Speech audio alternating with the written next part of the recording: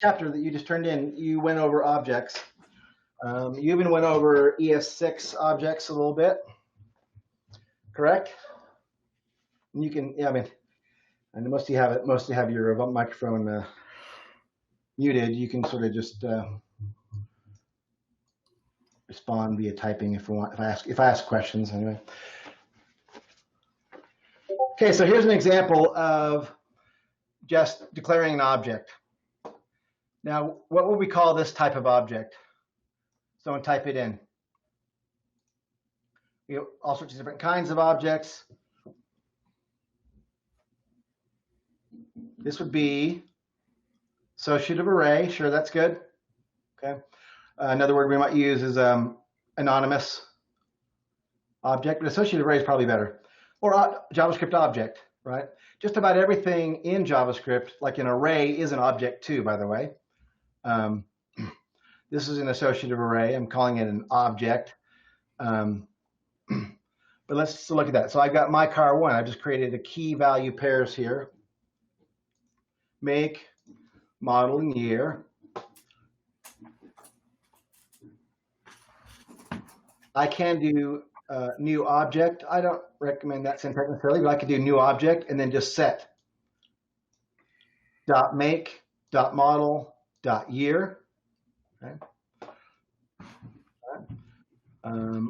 I can also, remember, I can also use the string, this syntax, associative array syntax here. So my car, string make, string model, string year. It's exactly the same. You kind of choose, this seems to be a little cleaner. Okay. If I say dot color, it adds the key there, but the value actually is undefined because I haven't set it to anything. So by default, if you add a key, it will be undefined.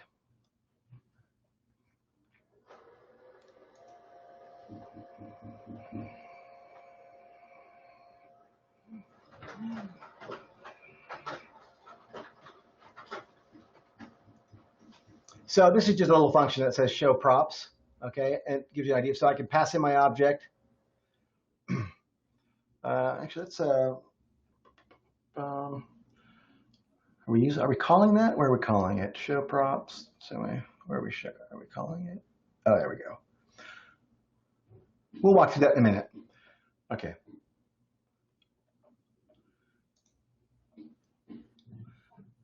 Okay, so here is another way to create an object in JavaScript. Okay. This is the way that we've done it for years. We tried to sort of mimic object-oriented code. Okay. Because really, in object-oriented, you want to say, you know, us C programmers, C++ programmers, we want to say new, right? We want a new object. Okay. So in this case, in JavaScript, that's what I do. I declare a function car, and then my parameters make, model, year, owner. And then when I say this dot make, this model, this year, this owner, no worries. And then this dot display car. In this case, I'm assigning it the name of this function here. So it's basically a function reference. So now I've got an object car that's got 4 attributes and a method or function that I can call on it. So I could say new car, pass in Eagle, Talon SI, 1993.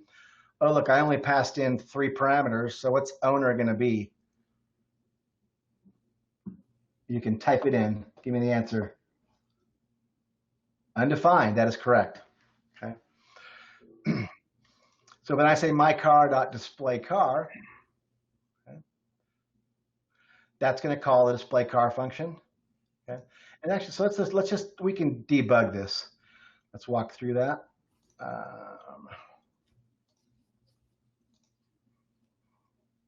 I think you have access to these examples, so hopefully you could bring these up while we're going through stuff today. Okay. And I need to put a breakpoint in here. Okay, let's run it.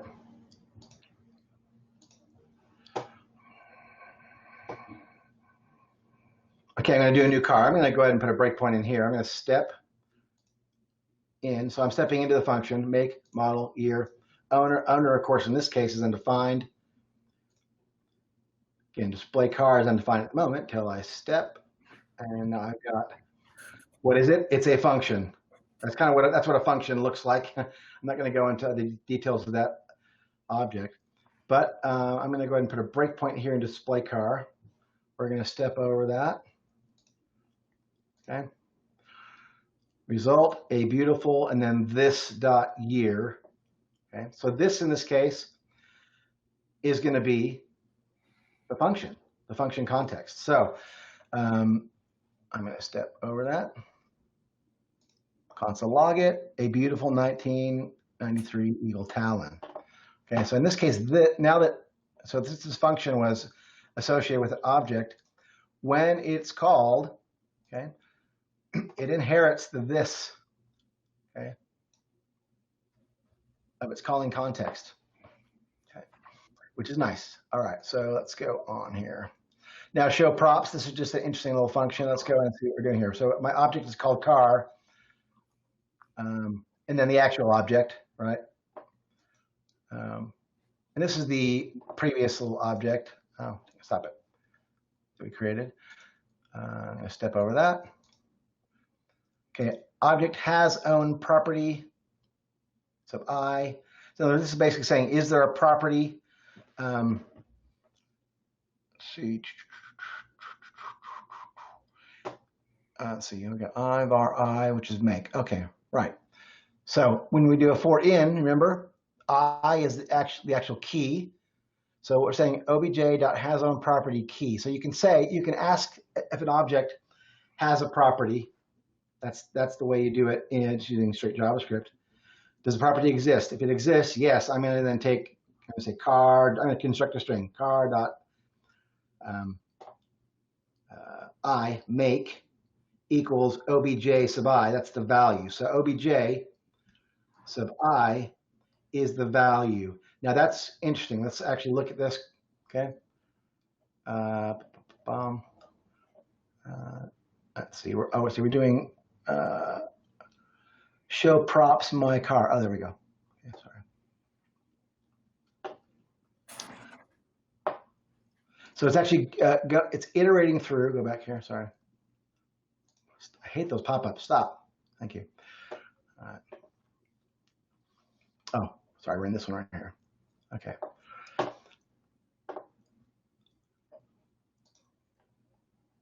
When I say obj, so it's saying obj sub make, right? So let's actually go ahead and do this. Let's go ahead and output that. Okay.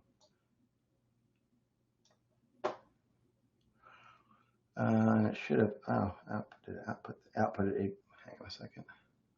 Oh yeah, result equal object name. Did we console log that? We didn't console log it, did we? Oh no, we didn't. Let's see.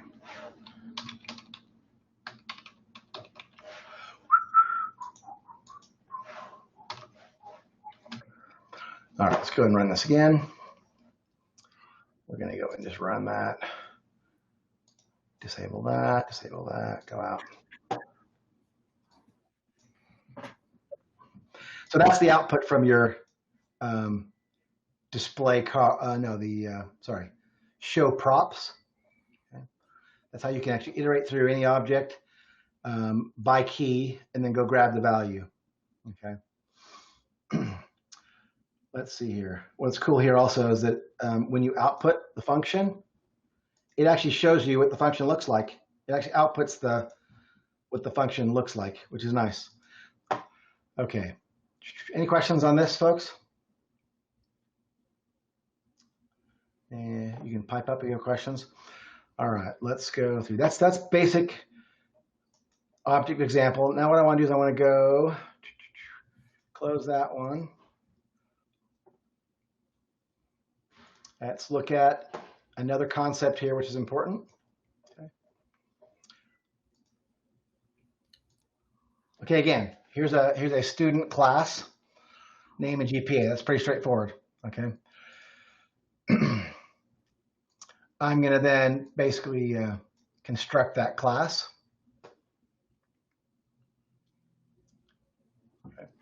I'm going to create an array of students in my course.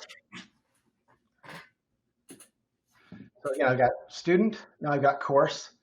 A course has an array of students. That makes sense. When I'm looking at a schema for a course, I'm going to have a bunch of students that are associated with that course. Okay. Now I'm going to add a method to this called add student. Okay.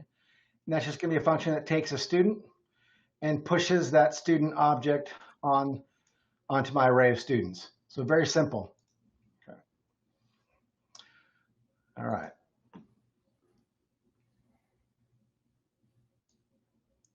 So we learned about prototypes I believe we learned about it in Xylabs. I'd like someone to unmute and sort of explain what a prototype is.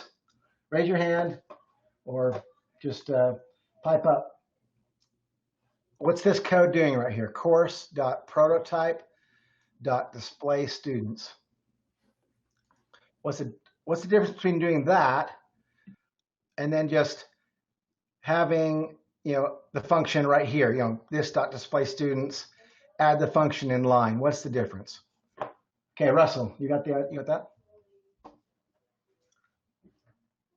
I saw you raised your hand. Go ahead and explain. Oh no, go ahead and talk. Go ahead and explain to us.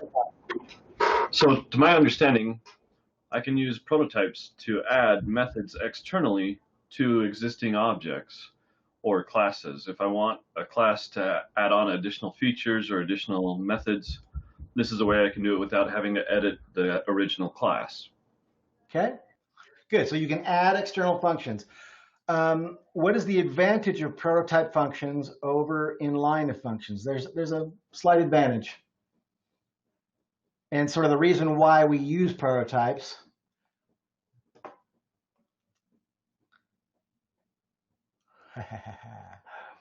Is it that they take up less dynamic memory? Thank you. Okay.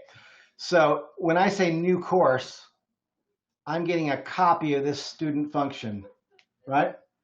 Every time. So if I have 100 courses, I actually have 100 copies of this function in that array. So to be more efficient, right? If I add a prototype, this actually has one instance, okay? So course.prototype sits out there, that function gets called, right? Whenever anyone calls, course.display students, okay? But it's only one instance of it. So that's sort of the reason. But also, again, the cool thing about this too, course.prototype, you can actually choose any object in the DOM, or this global object. You can say date.prototype and create your own date function. Okay, that actually works if you say new date, and then you'll be able to call your special date function on the date class, or really any class that the number class, for example, you could add new number conversions to the number class by adding prototypes. Okay. All right, so again, display students is just going to go through this dot students, and let's go this dot students by dot name. All right. That's name and GPA. Okay, any questions on that? That's the kind of question that will be on the next exam. I'll guarantee. I'm going to add 2 students to each course. Okay.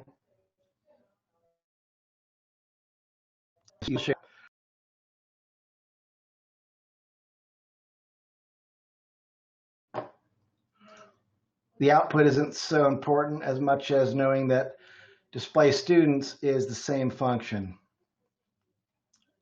for both of those calls. Okay.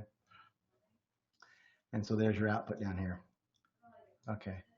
All right. Any questions on sort of just basic objects?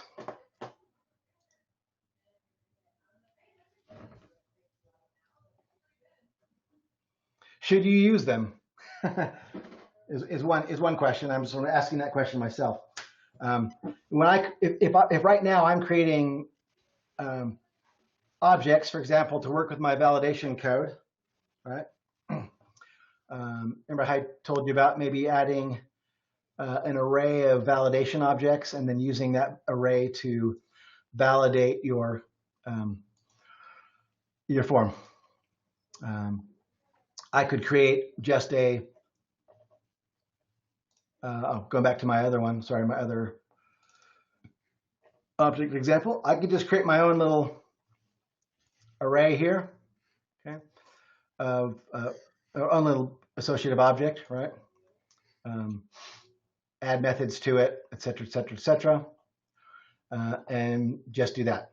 Now, if I'm doing sort of a one-off thing, I'm just going to create an array of things I want to use. I probably wouldn't necessarily create a class per se, okay? But if it was something, if I wanted to create sort of a class concept and I was going to reuse it over and over, I would probably go ahead and, well, I would use either, it depends whether you care. So if we go back to our class prototype here, this sort of class is going to be supported in all browsers at all times, at all places, okay? It's the sort of pre-ES6 way of doing objects. I might default to that usually if I don't want to bother. But if you want to use the latest, if you don't really care about what browser you're in and you're just playing around, and most browsers will support ES6, but again, if not production code per se, again, depends on your what browser you want to support. You can actually go here. I've got another example here, which is an ES6 version. You got black screen. I don't know why. I have black screen right now? Yeah, I can't see, at least for me. Can anyone see my code? No. All right, let me just back here. I'm going to stop desktop. I'm going to start it again.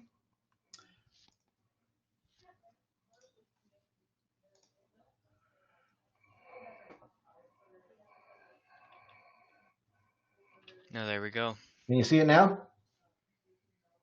Okay. All right, so in ES6, you have much more of a sort of standardized, something more like a C++ person or a C# person or a Java person might be much more comfortable with. I'm just defining a class. In fact, this looks very much like a Java or C#. Now, of course, in JavaScript, we have this constructor keyword, which you probably don't see elsewhere. There may be other languages that use it. Okay, but I declare my constructor. It takes name and age, and I do my this. This looks very similar to my, how I was constructing the object before. Okay, I define a method here. Just say hello. Okay, so this is kind of similar to how I might do this. Well, I mean, actually, in another, the other object concept, I would say hello. Right, I use a key value, right, and I have a function, right? Okay. Here, I just define the method and console log hello. My name is, and then this is valid, right, within the context of the class. So I just say hello. I say this.name. All right. So here's another cool thing: is I can say class student. So if you've ever done inheritance before, right? Person has your really generic attributes: first name, last name, age, address, phone number, all that kind of stuff. But a student has a GPA, right?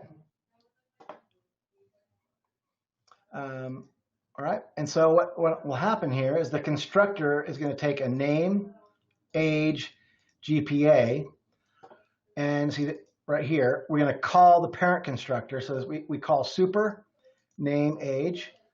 Okay, then we just set this GPA to the GPA that was passed in. So parent class handles those two attributes. The student class handles that single attribute. And then in my student class, I'm going to override the parent say hello method. So if I actually declare an attribute or a function, a method that's the same, it's going to override the parent's one. So it's going to say, hi, I'm so-and-so with such and such a GPA. All right, let's see. Any questions on that so far? Actually, I need to go back to this. You don't need to include anything to use ES6 stuff, do you? It's just No. part of it, right? Okay. You don't need to include anything, and it's there. And I would feel comfortable using ES6 even on most projects these days. It's only if the company really is anal about supporting IE9, right, or that sort of thing, right? ES6, I don't have the chart in front of me, but will support, again, most recent browsers going back to, I don't know, IE11 or something. But you need, again, as a developer, you sort of need to decide to investigate, make sure that the browsers that your company wants to support are supported. Now, let's go down a little bit here. I'm going to demonstrate a couple of things here. I can have a class string ops, and there's a concept of a static function. Okay. A static function in object-oriented context basically is I'm wrapping my string operations, which are static, meaning there's no context, there's no object context. These do not have a this. You cannot actually have a this here in a static function. It's very similar to C++ or C# or Java, how we might use a static function. Static functions are just sort of utility functions that take a parameter or and then return something. In this case, I'm returning a lowercase string, whether the string is lowercase. Okay. Here's another one: static count char. I pass in a string, I pass in a character, then it goes through the string and sees whether string.char I is equal to the character that was passed in, counts the characters. Okay, so this is a static class, kind of cool. Again, I can do string ops is lowercase ABC. You'll get true, right, etc. Okay, you'll get 2 here. Okay, so that's just an example of static classes. The other concept, which is what we call getters and setters. And so let's just let's look at the angle class. Again, I've got radians, my angle and radians. So I'm basically just getting my angle, setting my radians attribute. Get degrees is a function or method, right, that returns this dot radians times 180 divided by math pi, right? So that's actually going to get you the degrees from radians. Okay. If I want to set degrees on that, I can pass in the angle in degrees, and it will convert that angle in degrees into radians. The difference here with get, does anyone know the difference with get? Someone pipe up if you know the difference between what a get does. Why do we add the get? Feel free to speak out if you like. It allows you to modify the contents of what the variable has before returning it, and it only allows you to retrieve that value when you modify the variable. Okay, I kind of got that. Well, so I'm sure that's what he was explaining here. So if I create a new angle, and then I console log angle 1 dot degrees. You see here, I'm not actually calling a method, right? In fact, that's probably not going to be valid. Well, it won't be valid. Okay. So what get set keywords do is they actually make the method act like it's just an attribute. Okay. So I say angle dot degrees. Oops, I'm losing my closing paren here, which is nice. This just gets me the degrees of that angle. Now I can also set. So this is the set, and actually we'll put breakpoints in here. We'll debug this. When I say angle 1 dot degrees equal 270, it actually calls the setter function, passing in the right hand assignment there, the 270. So it allows you to create methods that are much more complex, that act like attributes on the function. So pretty powerful. Okay, let's go ahead and run this one.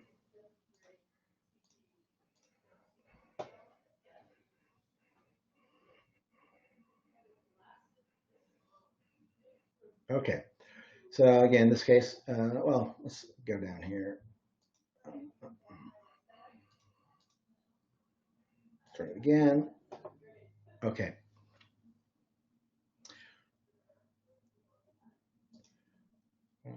Actually, I wanted to walk through something else as well. See. Okay. So again, you just say .degrees. It goes to the getter and grabs the value. By the way, debugging, step out. Okay.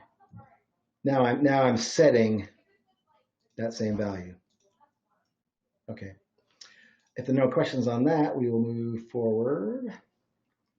Actually, we don't want to go back up here. I want to show you just our inheritance example.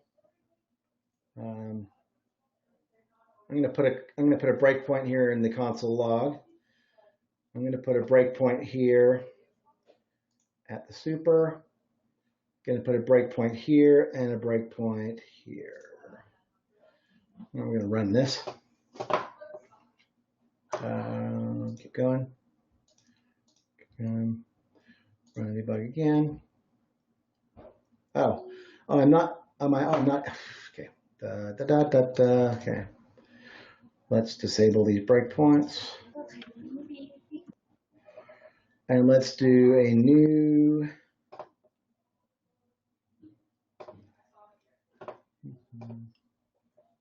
student.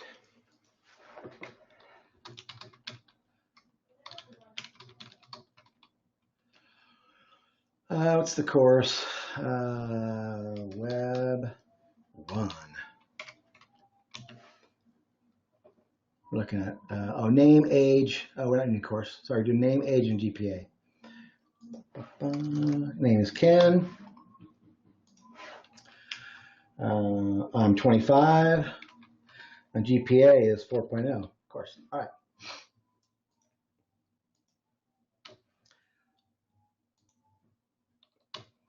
Let's run this one. Okay, so we are going, and then, oh darn it, I wanted to do something else. That's okay, for now, we get to the constructor for the student, right? It's gonna call the super, okay, which is gonna go to the person constructor. Okay. And now when I go down here and I say stud.sayHello,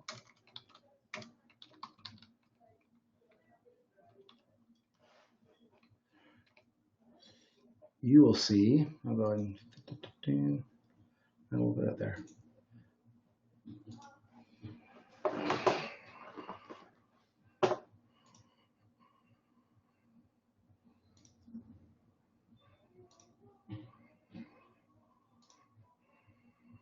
Say hello. We are, of course, going into the override say hello function instead of the actual parent say hello function. Okay, that's the demo for objects.